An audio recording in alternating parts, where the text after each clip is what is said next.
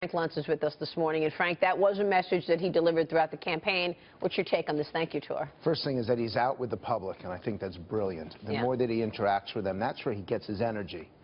I would ask him to go to a state that he didn't win. I don't think it's just a thank you tour.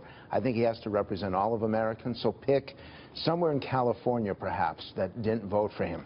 But the language, and I'm watching this, there's so much of these taking from the Democratic playbook, and yet Republicans are not only accepting it, but they are embracing it. This is a guy... Like what? The whole thing about the factory, the whole thing about defending jobs in this country and not letting companies ship their jobs overseas. That was an Obama line that now Trump has taken. And what's happening, and I never dreamed I would say this, is that he's actually redefining what it is to be a Republican. And just maybe this is one of those transformational elections that last for decades. Wow. Well, certainly as the Democrats are not doing anything about it. I mean, like we said earlier with Tucker Carlson, they're still talking about transgender bathrooms and climate change. They don't understand the priorities of the American people. They're making a big mistake in how they communicate, and they are possibly electing for their DNC chairman someone who's of the politics of the 60s, Keith Ellison, rather than the 21st century. And then they voted in once again, Dagan, Nancy Pelosi.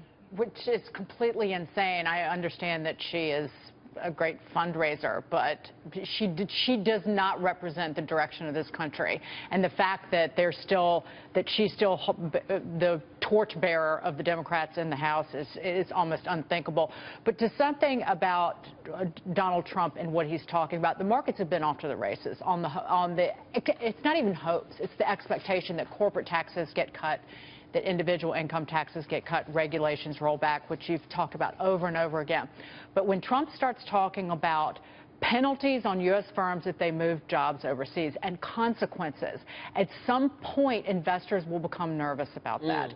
I don't know when that will be, but those kinds of protectionist policies, and the Wall Street Journal editorial page today has a scathing editorial about it. Yeah. But what he's and the headline in the Journal today, Trump warns companies on jobs. So that's warns companies on jobs. But yeah, and I think that's the way that they're going to, if he keeps saying things like that, where the message about him bringing jobs back to America and creating jobs in America is a much better message than saying I'm going to threaten or there's going to be penalties for, U.S. employers. So it's the way he's saying it It's the way he's saying it. But I think ultimately his message is I'm going to make America great again. We're going to fix the economy. We're going to make it advantageous for employers to hire people and to create jobs here. We're going to make it more affordable. We're going to take care of the American worker. But to quote the Wall Street Journal, America won't become more prosperous by forcing companies to make non-economic decisions. And they warn conservatives about what happened under Richard Nixon,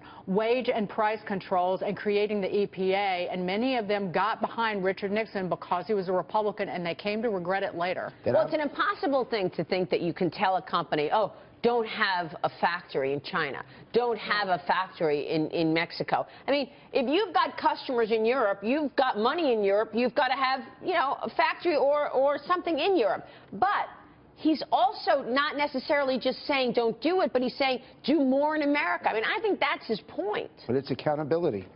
It's when he made the comment that the media got all bent out of shape about Hillary Clinton during the debates, that he was going to hold her accountable for what she had done. And now he's doing the same thing with corporations.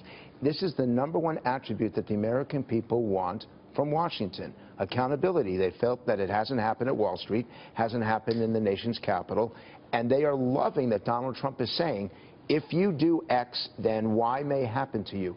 We haven't had accountability in Washington in decades. Yeah, well, that's definitely one of the things that led the election. Employers also need incentives, I think, tax incentives and other things to help them invest in their business.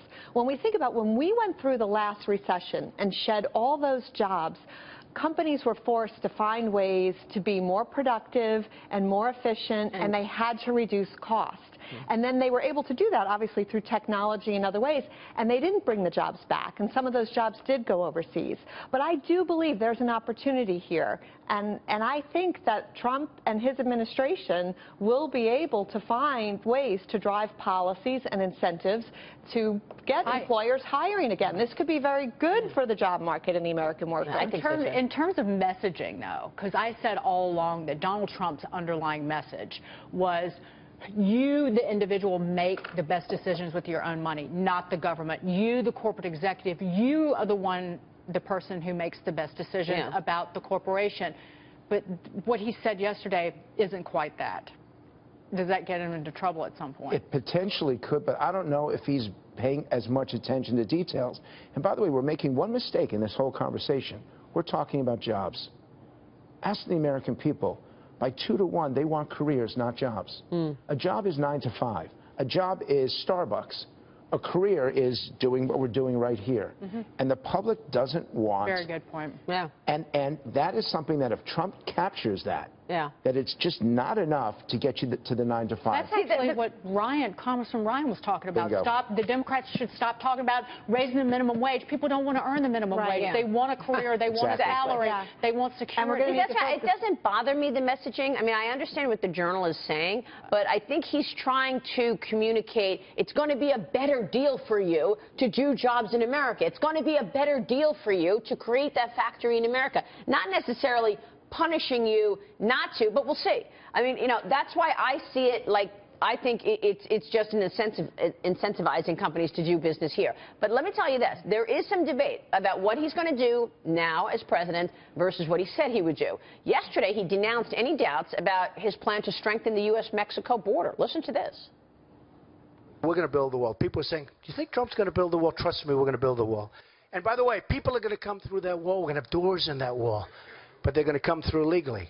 And people are going to come through on worker permits to work the fields. We're going to have people, a lot of people are going to come through, but it's going to be done through a legal process. And Mexico's going to pay for it. You think doubling down on that wall is the right move here? He has to do it. We did a focus group for another network, and what we found is that Trump voters were prepared for compromise. It's not that they want this 10-foot-tall wall. They want a barrier, they want a fence, they want some sort of technology. They simply want to secure the border, and it hasn't been secured up to this point. Second is that in terms of lobbyists, the public doesn't want lobbyists running Washington, but they're not going to get bent out of shape if a few lobbyists are involved in helping him choose his transition. The key is, does he get the principle right, and does he get the execution right? They will compromise, and you're laughing at me. Do they care if Mitt Romney... I was just going to say that. We are so connected. I was just going to say that. I think we're out of time. So no, you have to answer that. There will be some people. There will be some people who will be concerned, and there will be others who will say, this is what having a team of rivals is all about. And at the end of the day, he's the boss. He's in charge. So, I mean, people are livid over it, but I bet you they get over it.